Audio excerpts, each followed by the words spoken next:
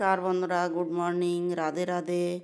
এই যে সকালবেলা আমার পতিদেব 5টার সময় আমার গোপুসোনাকে জাগিয়ে ঘুম থেকে উঠিয়ে এই যে গরম জলে স্নান করাচ্ছে।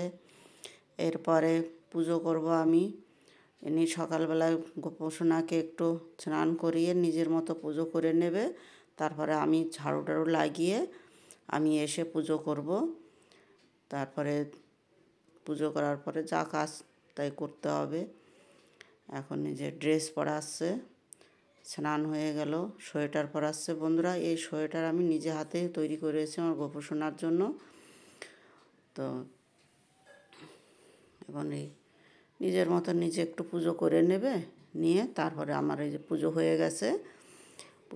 পুজো হয়ে গেল, হয়ে গেলে এইবার আমার সকালে যা বাকি কাজ ধীরে ধীরে আমি করতে থাকবো। তারপরে চলতে থাকবে সারাদিনে। যে আমার প্রতিদেবের কাপড়গুলো ধুচ্ছি মেশিনে, জল ছেড়ে দিলাম, দিয়ে এবার মেশিন ঘুরছে। কাপড় ধোয়া হয়ে গেলে তারপর বাকি কাজ আবার করতে হবে, একের পর এক কাজ করতে হবে। তার মধ্যে কাপড় ধুতে ধুতে দেখি সকালবেলায় বৃষ্টি শুরু হয়ে গেছে। বন্ধুরা, এই ভিডিওটা আমি 3-4 দিন আগের ভিডিও, আমি এখন ছাড়বো এটা, এখন ছেড়েছি। তো এই যে তার মধ্যে কাপড় ধুয়ে নাড়ার পরে আবার সব এসে গেছে, সেনাগণ নিয়ে বান্দর সব রামের ভক্তগণ এসে গেছে, এসে খুব উৎপাত করে গেছে। ধোয়া কাপড় দেখুন বন্ধুরা, এই যে সব ফেলে রেখে গেছে সব। এগুলো আর না ধুয়ে আবার পরা যাবে না, আবার 2বার ধোয়া কাপড় আবার ধুতে হবে। এই দেখুন বন্ধুরা, অন্য ছাদে গিয়ে বসে আছে, কতগুলো এসছে একসঙ্গে, দেখেন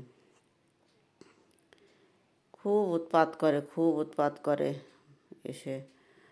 এরপরে ভাবছি ধীরে ধীরে বান্দরগুলো না আসতে পারে, যার জন্য ছাদ ঘেরাও করবো। এই যে তার মধ্যে আবার আমার নাতি এত দুষ্টু, ড্রাম বাজাচ্ছে।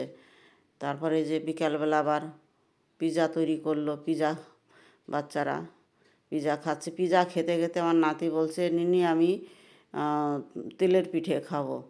বন্ধুরা, আমার তেলের পিঠেটা তৈরি হয় না আমার হাতে, আমি জানি না, আমি করতেই পারি না। এত চেষ্টা করি, ফুলেই নাই, দেখুন ফুলছে না। এত চেষ্টা করি, ভালোই তৈরি করতে পারি না। অন্যান্য পিঠা যাক যেমন তেমন করে নিতে পারি, কিন্তু জানি না তেলের পিঠেটা আমার করতেই পারি না। যাই হোক, যা হয়েছে। কেমন হলো ভিডিওটা একটু লাইক শেয়ার কমেন্ট করবেন বন্ধুরা। যেমন হয়েছে খাবে আর কি। ধীরে ধীরে করে নিলাম, করে নিয়ে কেমন হলো লাইক শেয়ার কমেন্ট করুন বন্ধুরা। ধন্যবাদ।